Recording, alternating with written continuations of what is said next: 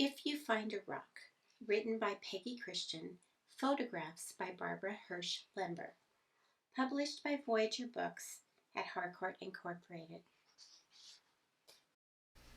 If you find a rock, a nice, flat, rounded rock, that sits just right in the crook of your finger, then you have a skipping rock.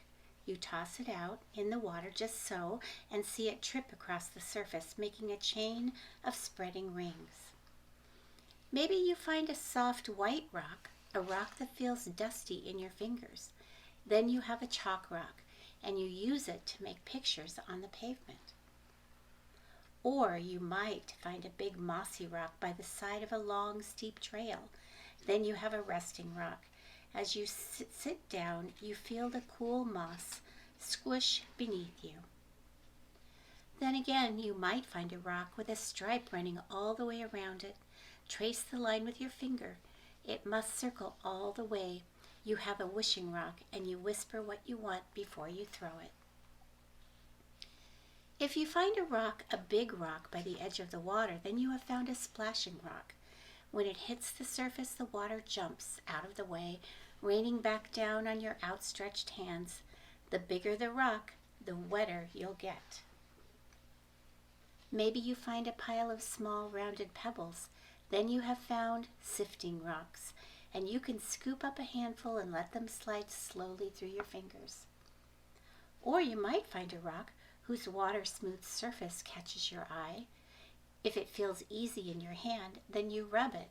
Then you have found a worry rock.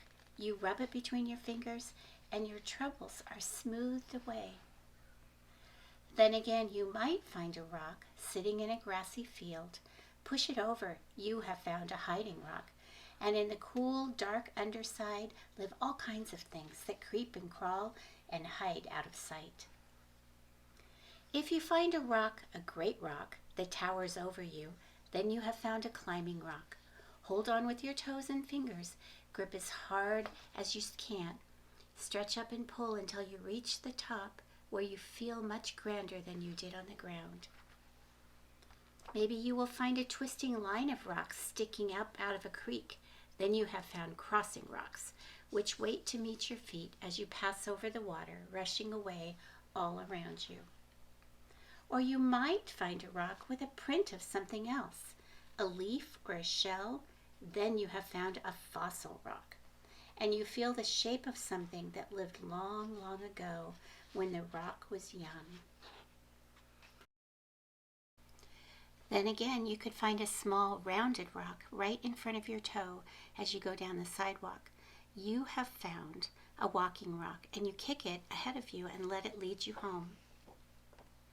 If you find a rock that's not a skipping rock or a chalk rock or a resting rock or a wishing rock, that's not a splashing rock or a sifting rock or a worry rock or a hiding rock, that's not even a climbing rock or a crossing rock or a fossil rock or a walking rock, but you like it anyway because it reminds you of a place or a feeling or someone important, then you have found a memory rock, and sometimes those are the best rocks of all.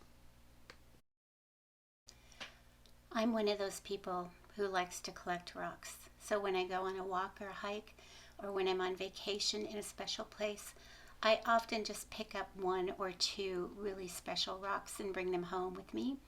And I have a place in my yard where I keep them all, kind of a collection. It's really fun, and it helps me to remember the special places that I've been. For today's art lesson, let's do some sketching. Sketching is just loose drawing. It doesn't have to be perfect, and it's a way of looking at an object and looking at it very closely. So we're going to look at rocks. So you'll need to go find a rock or two or three. I have chosen 3 from my collection, and we're going to look very closely at the details of these rocks. And we're going to use some mark making, like artists do, that show shadows, details, texture, how rough or smooth something is, the shape of something, where the dark parts are and where the light parts are. So that's what we're going to do today. So all you'll need is a piece of copy paper. You can draw on this, or scratch paper that you have laying around.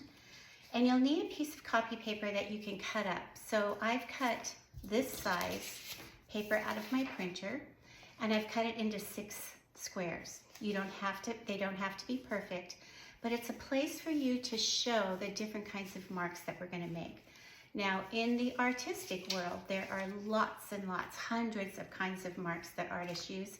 We're just gonna do 6. So that's what we're gonna do to get started. You will need a pencil, although I think everybody should just try using an ink pen, any sort of ink pen that you have lying around, because you won't need to do any erasing for this project. If you watched our video called Drawing Lessons with a Bear, you made a little accordion concertina sketchbook with me, and you can use that to draw in. In fact, I even put the different kinds of marks that we're going to make in the front. So I will show you how to do that. If you didn't make a concertina fold book, you'll want to go back and look at that video sometime. And today, if you don't have one, you're just going to use a piece of scratch paper. Okay, let's get started. All right, I have gathered my materials. I've got a ballpoint pen. I've got my 3 rocks. All 3 of them are very different. I've got my little sketchbook that I'm going to draw in, but if you don't have a sketchbook, you're going to draw on a piece of scratch paper or plain paper. And then I have 6 pieces of paper cut out of a piece of printer paper, and that's what we're going to do for our mark making ideas. So let's start with the first one, and this one is one that you use all the time when you draw. If you like to draw, this is called a contour line. And a contour line is basically just the shape of something. Could be the outside shape, could be the inside shape of something. So if I was looking at this rock, I'd be looking very carefully at the details of the shape of the rock. And first I'd have to look at it and decide how I wanted to draw the shape. Do I want to draw it this way? Do I want to draw it this way? Do I want to turn it around? Those are the things you have to make decisions about. So on one of your pieces of paper that you've cut up, draw some sort of line in a shape and then write down the word contour line. Be sure and stop the video anytime you need time to finish with each piece. You can use a pencil for these, you can use a pen, you can use a marker, whatever you're most comfortable for. The second one that we're going to do are called circles. So circles can show details or they can show texture. So in this rock, for instance, there's lots of little holes. In fact, this rock is so cool because there's a tiny little rock stuck in the middle of this. And I found this in a river, a big river. And when I picked it up, I thought, what is that thing sticking out of there? And yep, sure enough, there's another little rock right inside that rock. So circles can show lots and lots of little details. You can put the circles really close together, or you can spread them out. So that's the second one. The third one are just dots, which are similar to circles. But really they're just dots. And if you put dots really close together, really, really close together, it looks like you've created maybe a shadow or a dark spot. So if you look at this rock right here, it's got lots of dark spots, but really, if I had a magnifying glass, which I do, and I looked really closely, I'll see that some of those are just tiny little dots. A different kind of mineral in this rock. I think this is quartzite. I might be wrong. And some of those dots are very, very close together, like those right there. So dots would be another kind of mark that you could use when you're drawing a rock. Another one that you could use are dashes. So dashes are just short little lines. Again, you can put them really, really close together, or you can make them really spread out. So we can use those in lots and lots of different ways. we could use, this one has lots of little dashes here and there. I think we could use those there. This one has some dashes here, but they're a little bit longer. All right, remember when you're looking at a rock and you're deciding how to draw it, you need to turn it around and look at all the details and decide which side you really want to focus on and which part of the shape. So these are dashes. We can also use lines or slashes. Some artists call these slashes. And this rock would be perfect for lines and slashes because it's layered. There's so many different layers of sediment and minerals in this rock. It's very cool. So you might want to use lines or slashes. Again, these lines can go really, really, really close together, as close as you can get them, or you can make them far apart, like some of these are. Lines or slashes. And finally, today, cross-hatching. Cross-hatching is something that many, many artists do to show shadow or places where an item that you're drawing is darker than other places. So for instance, this rock is darker here than it is underneath. It's darker, this one is darker up here. And also, I don't know if you can see because of the light here, but there's a little shadow here, down here. And so you can use cross-hatching to show the shadow. So cross-hatching can be wide apart, again, just lines back and forth, and these are crisscross lines, or you can just keep doing them darker and darker over and over and over. I love doing this. It's really, really fun. So those are the 6 marks that we're going to practice today or just have fun with as we draw our rocks. And if you want to make your own little guide, like I did in my book, you'll have it handy. You don't have to do it on these 6 pieces of paper. And then you'll have it handy and close by for when you're drawing as a reference. Or for when you're drawing anything else. You can use any of these marks when you're drawing things like plants or trees or a bottle or a toy. You can use any of these kinds of dots to show the details.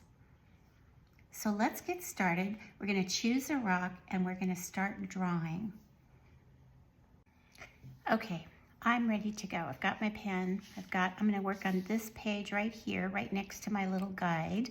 Remember, you can use your, you can lay these out in front of you, or you can just pick one of these mark making ideas to use with your rock. But I am hoping that we can use almost all 6 as we draw one rock. So let me just say, I'm going to choose this one right here because I love all the details that I can see on that one. And you can draw my rock that I've chosen as well for practice, and then go find some of your own rocks that you can use to draw. But I want to caution you and encourage you not to try to be perfect. This is not an exercise or a lesson about drawing something perfectly. It's about seeing something in many different ways. So when I draw this rock, I'm going to look very carefully at the details, and artists do that. They train themselves to do that. So as they get better and as they do it more and more often, the better they get at drawing something. Just like in drawing lessons from a bear, you want to just keep drawing a little bit every day or as often as you can, and what will happen is you just get better and better. So this is one of those kinds of lessons. And I think we should start with contour line because it's the one we see most often. It's the one that we are most familiar with, and it's probably the easiest way to get started. So I'm going to look at my rock and look at the details. I see that it comes down here and then over and then down and then over and then across here. And I'm just going to draw it the best I can. I don't care if it's perfect or not, but I'm looking and I'm going to, my eye my pen is going to follow my eye on the paper as I move around. If you want to pick up your rock and hold it and then just move your finger around it, that's a really good way to get started. So I'm going to start up here at the top, and I'm going to go this way and then down and then this way and around. I'm going to try it that way. So here we go. So we're just going to draw what we see. Please don't try to make it perfectly. Nothing in nature is perfect anyway.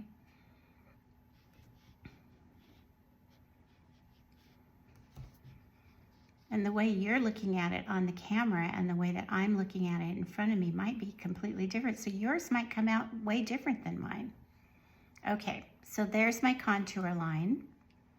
I'm gonna look at, I think I'm gonna look at slashes, lines and slashes for the next one. So I've used contour, and I'm gonna do lines and slashes because this rock has lots of slashes in it. So if I turn it this way, you can see all of the lines from the layers of minerals over the many, many years that this rock was formed. So I can see a line here. I can see a line coming down the side. I can see a little line here. And then another one here. And then on the sides, I see lots of lines. So I'm just gonna draw, I'm gonna draw this one right here. But I hope that you're drawing, I really hope that you're drawing your own rock. So there's a line there. And they're very wonky. They are not perfectly straight, but that's okay. We're just gonna put those lines in there. Let's see. Looks like there's some lighter lines. That's the other thing. You don't have to make them really dark.